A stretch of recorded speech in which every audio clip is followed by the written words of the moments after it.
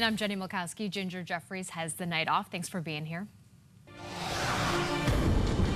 We've been waiting for it. A flood watch is set to go into effect shortly. The heavy rain is starting to move into the county. Yeah, Francella Perez is here now with all the details, the soggy details. Yeah, absolutely. Very soggy out there. Very active in terms of our radar. So good to see you guys. Closure started about an hour ago at 5 o'clock. Oh, yeah. A lot of streets impacted by this, including Camino de la Reina between Camino de la Siesta and Avenida del Rio, San Diego Mission Road between Fairmont and Caminito Yucatan, Mission Center Road between Hazard Center Drive and Camino de la Reina. We've got another page of closures here.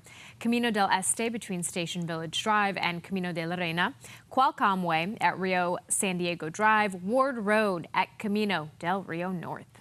Well, the former Minnesota police officer who drew a gun instead of a taser and fatally shot Dante Wright during a traffic stop was found guilty today. We, the jury, on the charge of manslaughter in the first degree while committing a misdemeanor on or about April 11, 2021 in Hennepin County, state of Minnesota, find the defendant guilty. The verdict on count 2 is we, the jury, on the charge of manslaughter in the second degree, culpable negligence on or about April 11, 2021 in Hennepin County, state of Minnesota, find the defendant guilty. The jury found Kim Potter, as you heard, guilty of first and second degree manslaughter during their 4th day of deliberations. They had been deliberating about 27 hours since Monday. The 26-year police veteran who had pleaded not guilty testified that she mistook her gun for her taser when she fatally shot Dante Wright, a 20-year-old black man, during a traffic stop back in April. The defense argued Potter had the right to use deadly force, even if she didn't know what she was doing. However, the prosecutor emphasized it was reckless negligence, something that the experienced officer had been trained to prevent. Potter is being held without bail.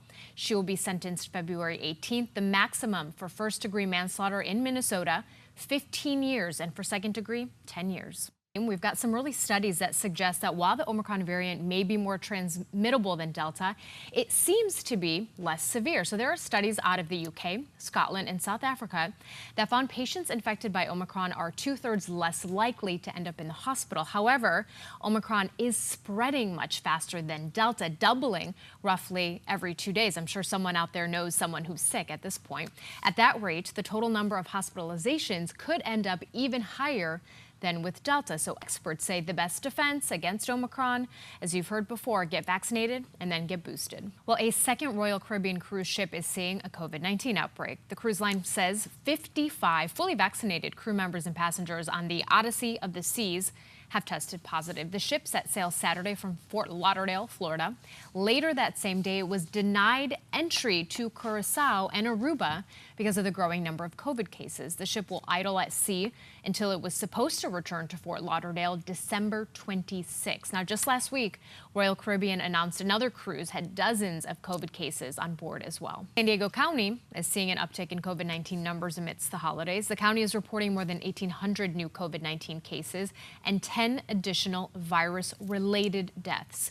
The newest numbers increased the county's totals to more than 403,300 cases and nearly 4,500 deaths. The number of COVID patients in county hospitals, that went up by 25, now totaling 368 people. San Diego County's positivity rate now stands at 6.3%.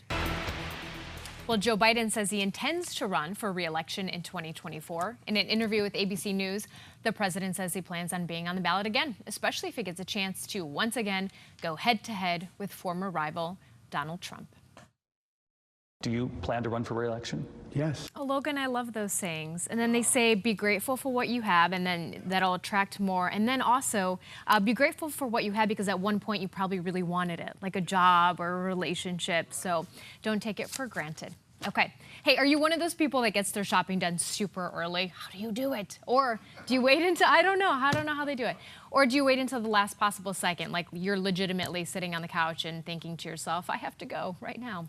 Well, here in San Diego, it seems like many chose to wait. But what's even more surprising is that this year, it seems as though many physical gifts are out and gifting experiences, well, that's in.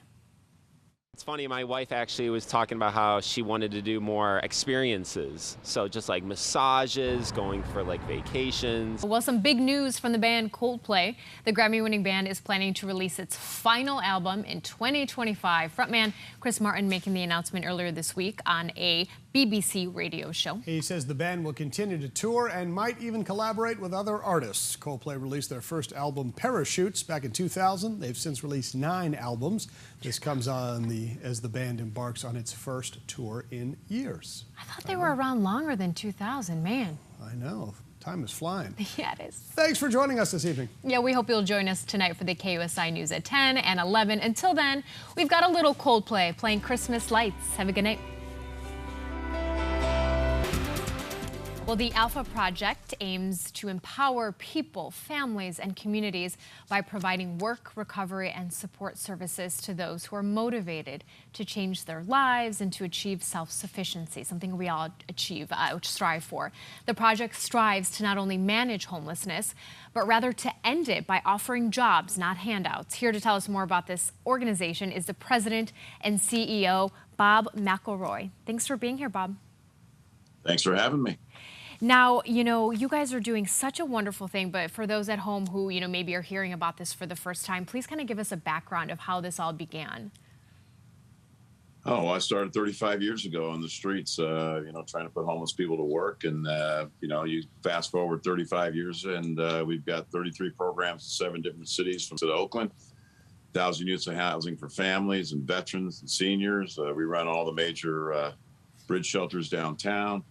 Drug and alcohol treatment residential facilities. We've got, if anybody needs help, we're there to help. But Bob, you said 35 years ago this began. What was that moment that you decided you wanted to do something, and how did you decide what you were going to do? Well, I tell people I had this Apostle Paul kind of revelation. I went from being out there in the world to I became a Christian, and I started reading the Bible and certainly the New Testament. It was about helping people. It was about not judging people. It's about lifting people up, not putting people down. And so while we're not perfect, we do our best to empower people, not entitle people. We don't want to help people kill themselves and in their addiction. And so, as I said, we offer jobs and empowerment programs and opportunities for people to start the process to recover. And that's all it's about. So did you personally have your own struggles that kind of opened your eyes? Because I think sometimes people look and say, hey, well, that person it's not bad luck. They chose to be in this situation. But as we know, that's not the case for most people. Yeah, I was a latchkey kid, back in the 50s and 60s. I didn't have a dad. And you can have the pity parties and that kind of stuff, and I'll never forget my mom telling me I was the man of the family when I was 6 years old. And, oh, gosh. I was, raised doing my own thing and when I was most people too, trying to live life my own way and always seemed to come up short.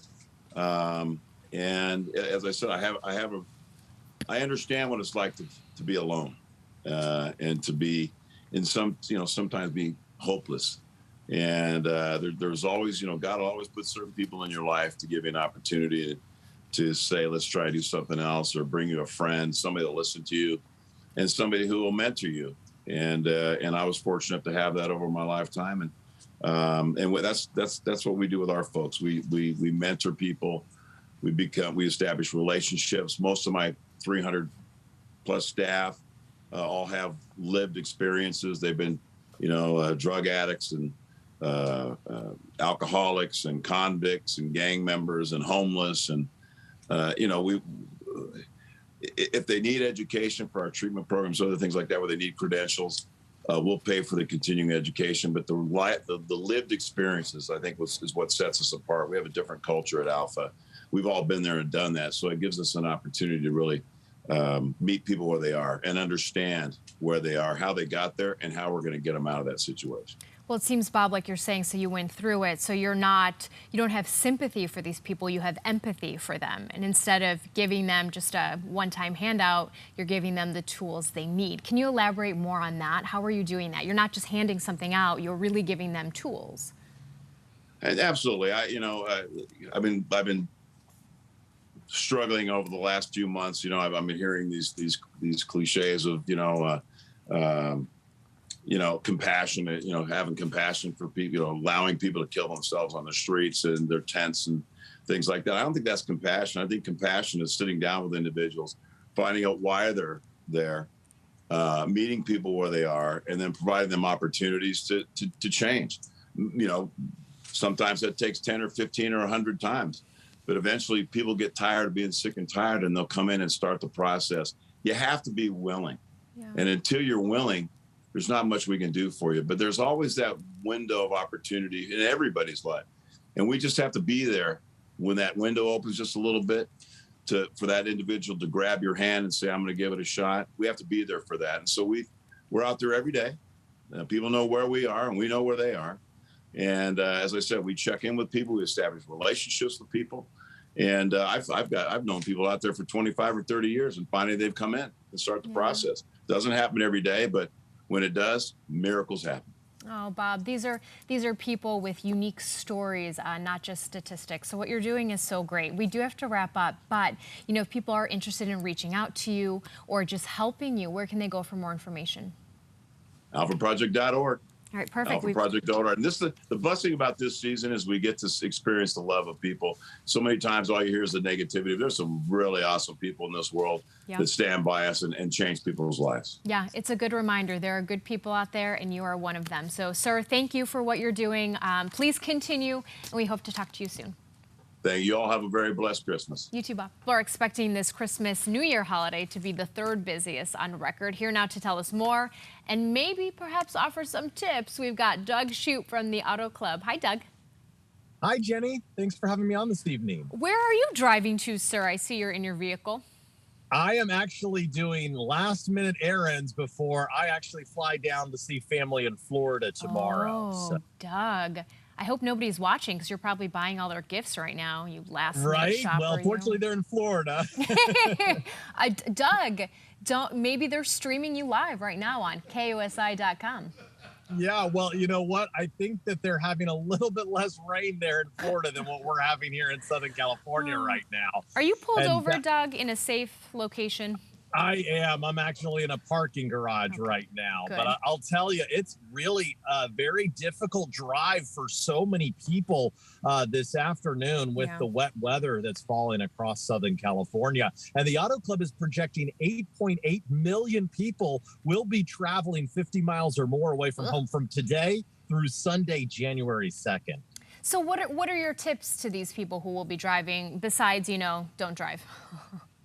Yeah, well, you need to really prepare yourself as well as your vehicle. So for drivers, make sure that you have a good 7 hours of sleep before a long road trip so you're not drowsy behind the wheel. Make sure that everybody is buckled up before you leave your driveway. Also, obey the speed limit. So important, especially on wet roads that we're experiencing right now. And finally, don't drive intoxicated. Don't drive intoxicated. We always want to remind people that using those smartphones can be just as deadly as getting behind the wheel while impaired.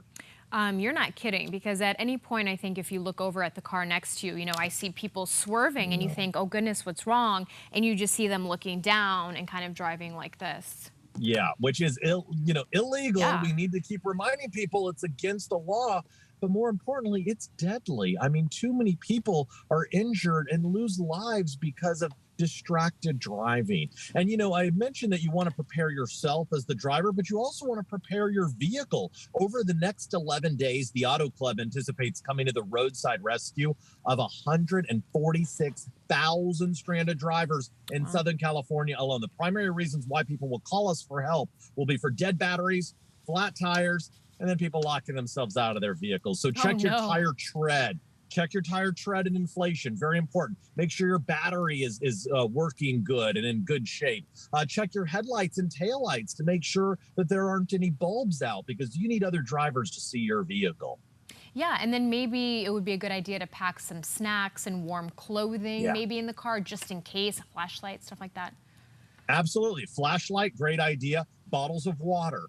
Warm clothing, blankets, non-perishable food, and don't forget that mobile phone charger. Of course, yeah. the Auto Club will be there to help stranded drivers, but you certainly need to have the power in your phone to be able to call for help. You could also request roadside assistance from the Auto Club through the Auto Club app and download the free app to do that. And then also you were saying, drive. For some reason, when it rains, people think they can drive the speed limit. You have to drive for conditions, which means slow down. But also, there are people in my life who like to be on time. And if they're not, they get stressed. So, for example, you may be driving quicker. It's okay. Mom, Aunt Debbie, Uncle Frank, they can wait for you. Just drive slowly and safely, because otherwise you're not going to get there anyway. You're so right. And it's more important to get to the holiday dinner table alive and healthy and safe than risking, your life, your passengers' lives, or other people's lives on the roadway. So just, add an extra hour, 2 hours to your drive time. Expect that there's going to be delays. You don't want to have to feel like you need to be in a rush. And then also, if you're driving on wet pavement, don't use the cruise control. It's a great feature on dry roads, but it could cause you to lose control of the vehicle on wet pavement. And just leave plenty of room between your vehicle and other vehicles. You may need that extra stopping distance should you have to come to a stop on the wet pavement suddenly. Well, if anyone at home is making the arduous trek from Mission Valley to Carlsbad, Godspeed, pack up the car, because it's a long drive, huh? I kid. It can be. And, tomorrow's going to be particularly heavier with traffic between the hours of noon and 6. It's always a good idea to leave as early in the day as you possibly can. We also know that the Sunday after Christmas and the Sunday after New Year's will also be very busy. So try to, beat the rush, leave earlier if you can. Okay, Doug. Well, God bless you on your last minute errands, and safe traveling. Drive safely as well. Thank you so much, Jenny, and happy holidays. Merry Christmas. You too. We appreciate you. Have a good night.